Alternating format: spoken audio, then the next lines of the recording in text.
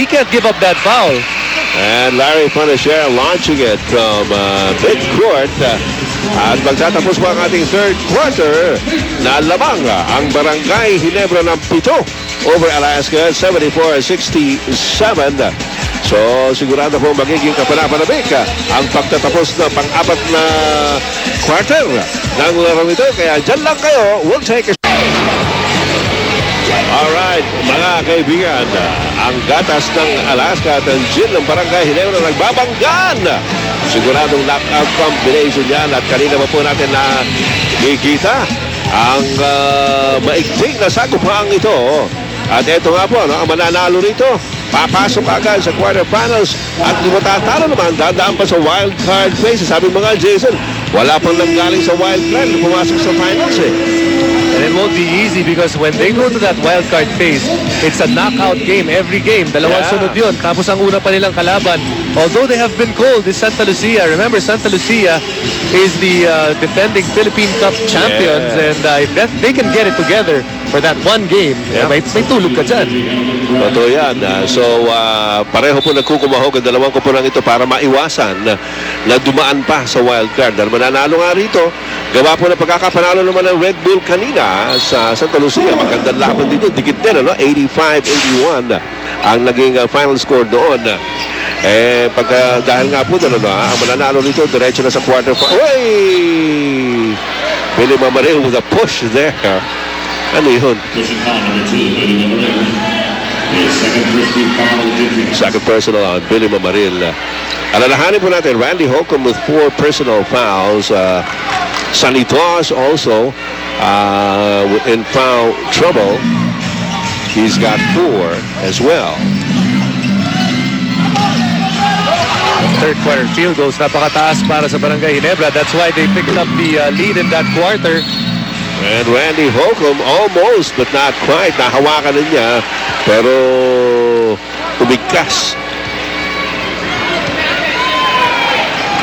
Fourth quarter na ito mga kaibigan. Nalaban ito ng Barangay Ginebra at ng Alaska Aces. Labang po ang Ginebra ng 7. Oops! Hindi nakaintindihan. Carriazo picks it up over to Sanitas in the front court. And he waits up for his teammates. Here's Willie Miller. Miller against Helderbrand. Dinabas kay Carriazo. Carriazo inside. And he runs into Chris Pacana. That's going to be a foul on Chris. And just good understanding on the part of Jeff Carriazo. He sees Chris Bacana is there. He's under the no-charge zone. Just go over him. And no choice na. Kailangan pumito because babangkakabanggaan sila. Ang pito na yan pupunta kay Chris Bacana. At nasa free throw line, Jeffrey Carriazo. Tumalog niya. Tunghayan naman natin itong eksenang ito ni Larry Punisher. TM3, atid sa inyo ng bagong TM Discarte SIM. 30 pesos lang, may bagong diskarte ka na. 1 of 2 by Jeffrey Carriazo. And the lead is 6 para sa Barangay Ginebra. Fourth quarter action. Here's Billy Mamaril. Mike Tagiwa, humihingi si Eric Menk. Chris Pacana for 3. No. Willie Miller. Tuloy-tuloy sa front court si Miller. He turns around, fires, and misses Carriazo. That's going to be a foul. You can see how aggressive itong Alaska is going to the basket because Chris Alexander is not in the court.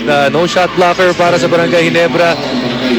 Ngayon lang parang nararamdaman nila na wala silang anino na nakikita sa ilalim ng basket ng Ginebra eh. Well, lawang pa naman sila ng 6. Jeffrey Carriazo, he's missed a couple of free throws, but alam naman natin na trigger yan just a free throw line. And Chris Alexander is back together with Junti Valenzuela. At ang mga amigo na sa Ormoc City Town, Alaberca, yung mga umangkon na CJ, Paolo, og John, kag si Tricia, maayong gawin nyo na. Atong mayor na, B-Boy Codilla. Kumusta tanan sa atong mga higala niya sa Ormoc? 74-70. 4-point lead ng Barangay Ginebra. Chris Pacana. Junti Valenzuela. Umaatras lamang kay William Menero. Nilawas pero montik na makuha ni Jeffrey Cariaso. Tinapit si Chris Pacana kay JJ Helterbrand. Bounce pass! Eric Negay! Lumabas! Ano nangyari doon? Alam mo, yung confidence, kailangan talaga maibalik yan eh. Minsan mahirap ibalik eh. And it seems that si Nick wala ang kumpiyansa and there's a gimme. Oo. bantay. Parang easy eh. At saka parang pasok na eh. Lumabas pa. Baliktad yung pectus eh. Oo. Kontra. Chris Alexander picks up foul number 3. 10:09 to go. Fourth and final period. Free throws right there. The free throws. Alaska, hirap ha pag naghahabol ka. Kagaya na sinabi natin, hindi naman karamihan yung tinira nila. 11 attempts, but they missed 4 of those 11 attempts.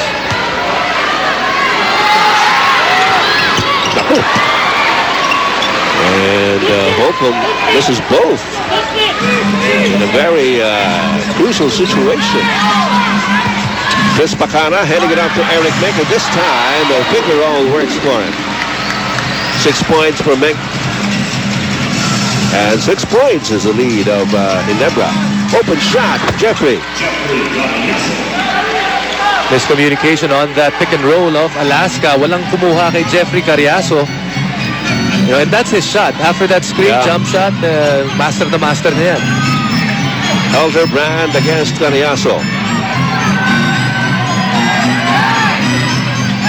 Here's Helterbrand going for the jumper, malakas. And Miller has it. Miller into the front court. For the shell. Whoa! Met by Chris Pacana. Clean block. Here's Junti. The bounce pass to Pacana. Fancy pass to Chris Alexander. And the ball will go to Alaska.